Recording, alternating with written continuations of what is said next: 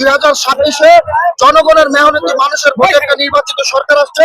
অবশ্যই তারা আগামীতে মেহনতি মানুষের সকল ন্যায্য সম্মত দাবি দাবা বাস্তবায়ন করবে। এটা হলো 24 আর 26-এর বড় পার্থক্য। শহীদ প্রেসিডেন্ট জিয়াউর রহমান শ্রমিক বান্ধব ছিল এবং খালেদা জিয়া শ্রমিক বান্ধব ছিল। তারেক রহমানও সেই ডিক্লারেশন দিয়েছে যে সেও শ্রমিক বান্ধব। এটা আসলে আপনি কিভাবে দেখেন?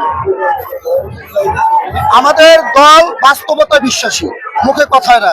শহীদ প্রেসিডেন্ট জিয়াউর রহমান বলছেন, আমি একজন শ্রমিক, তাই নিজেকে গর্ববোধ করি।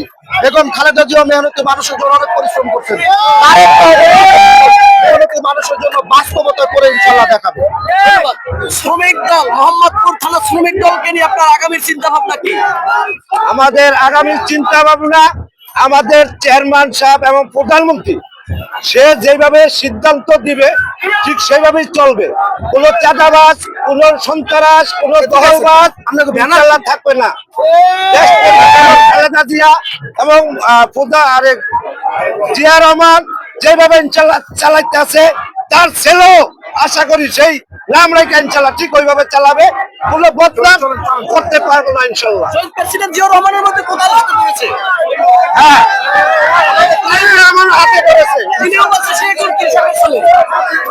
তার ছেলেই তো বলছে, তার ছেলেই তো।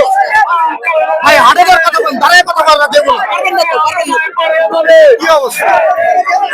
তবে আজকে এই সমাবেশ শেষে আপনার অনুভূতিটা কি? অনুমতি, আমরা এই দেশের সন্ত্রাস, এই দেশের চাঁদাবাজ, এই দেশের জামাত যারা যা শুরু করছে এর ব্যাপারে আমরা কঠিন ভূমিকা রাখবো ইনশাআল্লাহ।